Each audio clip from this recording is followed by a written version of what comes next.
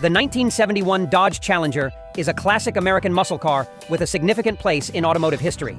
Produced by Dodge from 1970 to 1974, the Challenger was designed to compete with iconic muscle cars of the era like the Ford Mustang and Chevrolet Camaro. However, the 1971 Dodge Challenger here is in a state of serious disrepair due to being abandoned for a long time. This car is an heirloom of my friend's family, recently inherited from his grandfather. He has been given the noble responsibility of preserving the car, but seeing its current condition, he feels quite overwhelmed. He said that if I restore this car, he would reward me with $2,000. Well, that's easy money for me. Restoring cars is a piece of cake. With such a sweet deal, why not take it?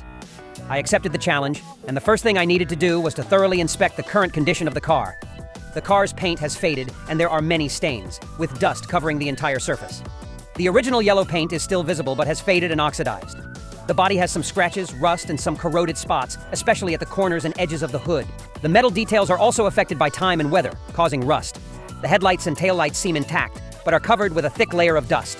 The windshield and windows are also covered with a thick layer of dirt. The interior has been damaged, covered in dust, and has a musty smell, with rusty metal due to the car being abandoned for a long time. The tires are completely flat and deformed, showing signs of decay.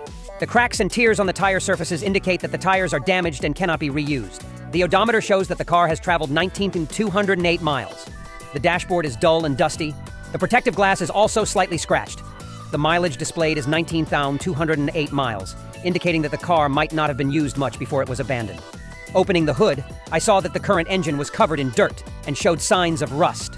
Finally, I checked the tires by inflating them, which would help identify potential issues such as air leaks or other damages. Afterward, I hooked a chain to the front of the car to tow it for cleaning. Back at the garage, an essential step in cleaning or repairing a car is to use a mechanical lift to raise the car. Next, I checked the trunk, which contained a few wheel dust caps and other parts along with dry leaves, decomposed leaves, and trash. Oh, in the trunk, there was also a rear panel from the 1971 Dodge Challenger. This is the panel with the Challenger lettering, an identifying emblem of this car model. This part is attached to the rear of the car, serving both aesthetic purposes and protecting part of the car body. I proceeded to clean out the trash and take out the parts from the trunk. Not knowing what might be in this pile, I wore gloves while cleaning just to be safe. After manually removing the larger pieces of trash, I used a vacuum cleaner to suck up the remaining debris, including small trash particles, dirt, and rust. Once the trash was cleared, the trunk revealed severe rust spots. With the cleaning done, I began the process of washing the car. First, I used a high-pressure water jet to spray the wheels, washing off the surface dirt. Next, I applied a specialized tire cleaner foam. This product helps remove dirt, grease, and other contaminants from the tire surface, preparing it for restoration or further maintenance. This is a dedicated tire cleaning foam, typically designed to effectively remove dirt, grease, and other contaminants. While snow foam is often used for the entire car, this specific foam is used particularly for cleaning tires. I then sprayed a specialized metal cleaner on the rims. Using a large brush for the tires and a small brush for the detailed, grooved areas of the rims, I scrubbed the wheels thoroughly. I repeated this process for the other wheels. Moving to the front of the car, I sprayed a cleaning solution evenly over the hood, windshield, grille, and headlights. Usually when washing a car, people spray the cleaning solution, scrub, and then rinse with water. Seeing this, many might wonder why I sprayed the cleaner and then immediately rinsed it off. After spraying the cleaner on the car, I didn't need to scrub because the cleaner I used can soften and break down dirt, grease, and other contaminants from the car's surface. When the cleaner is sprayed on the car's surface, the chemicals in it start to soften the dirt and grease, making them easier to remove. The cleaner is very slick, which helps prevent the dirt particles from sticking back onto the car surface when rinsed off. Using the high-pressure water jet, the strong stream easily washes away the dirt, grease, and contaminants that the cleaner has softened. The high-pressure water helps clean thoroughly without the need for manual scrubbing, preventing scratches on the car's surface. This process is not only effective, but also saves time and effort, reducing the risk of damaging the car's paint due to scrubbing. I did the same for other parts of the car doors, rear, and roof. After removing the stubborn dirt from the surface, the car now looks like a brand new vehicle. Moving to the engine compartment. Unlike the car's surface, the components in the engine compartment, such as wires, sensors, and connections, can be damaged if sprayed directly with high-pressure water. Therefore, I sprayed the cleaner, scrubbed with a small brush, and then used the water jet to rinse off the soap and dirt. Scrubbing first helps remove stubborn dirt without damaging sensitive components. A brush helps clean crevices, corners, and uneven surfaces that high-pressure water may not completely clean. Stubborn dirt, such as grease, often adheres firmly and needs to be scrubbed off. Using a high-pressure water jet directly on the engine compartment without scrubbing first can push water and dirt into sensitive components, causing damage or malfunction. By scrubbing first, I can control the process, ensuring that every nook and cranny is thoroughly clean. Then, using a high-pressure water jet helps rinse away the loosened dirt, removing it completely. After cleaning, the engine compartment is immediately dried with compressed air. Water can cause short circuits or damage sensitive electrical components in the engine compartment. Drying helps ensure no water remains on these parts and prevents oxidation and protects metal parts from corrosion. After the first cleaning with regular cleaning solution, I use snow foam for a second cleaning.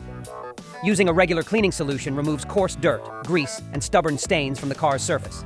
This prepares the surface for deep cleaning with snow foam afterward. Once the car's surface has been preliminarily cleaned, snow foam can easily access and clean small stains, fine dirt, and details that the regular cleaning solution might miss. Snow foam can penetrate deeper into crevices and uneven surfaces. Snow foam creates a fine, thick layer of foam that covers the entire car surface. This foam layer effectively captures and removes dirt when the surface has been preliminarily cleaned. Using snow foam first might reduce its effectiveness due to the presence of coarse dirt. Preliminary cleaning with a regular cleaning solution removes large dust and sand particles, reducing the risk of scratching the car's surface when scrubbing with snow foam. This protects the paint and car surface from damage. This process saves time and effort in car washing. The regular cleaning solution helps quickly clean large stains, while snow foam completes the job by deeply and comprehensively cleaning. Combining both cleaning methods ensures the car is cleaned effectively and thoroughly, keeping the surface clean and protecting the paint. I use a small brush to scrub special details first, such as the car name and gas cap. For the car's surface, I use a sponge. Using a sponge helps remove dirt and impurities from the car's surface gently and effectively. Finally, I rinse away the soap and dirt with water. After cleaning twice with the regular cleaning solution and snow foam, I still need to clean one more time to remove metal particles and remaining impurities from the car's surface. This is an important step to ensure that the car's paint surface is completely clean before proceeding with the next steps, such as polishing. Using a metal cleaner and clay gloves helps remove small metal dust particles and impurities that previous cleaning steps might have missed. I have finished cleaning the exterior, now moving on to the interior.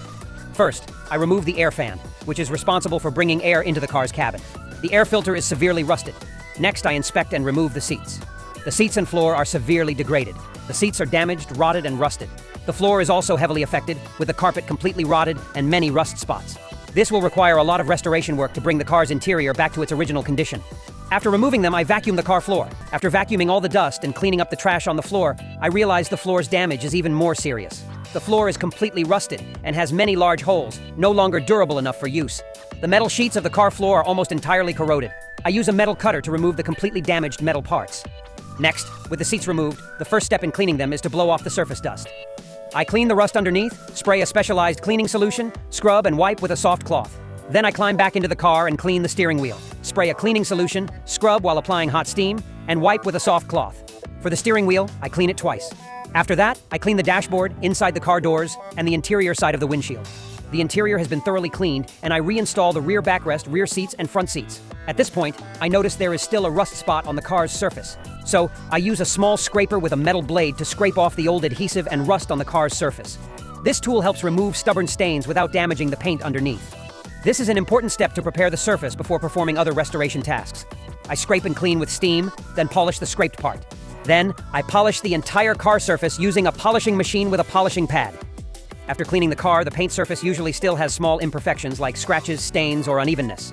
Polishing helps fix these imperfections, creating a smooth and shiny finish, making the car look newer and enhancing its aesthetic value. After completing the polishing, I use a soft cloth to wipe off any excess polish. I carefully inspect to ensure every detail is evenly polished and there are no scratches. For the grille and front bumper, these parts are not flat surfaces, so the polishing process has several differences. First, apply a specialized polish to remove stains and oxidation. After applying the cleaner, use a scrubbing pad, usually metal or plastic, to scrub the surface. After scrubbing, use a cloth to wipe off any remaining cleaner from the surface. Next, spray a protective solution on the surface, making it shiny and protected from oxidation.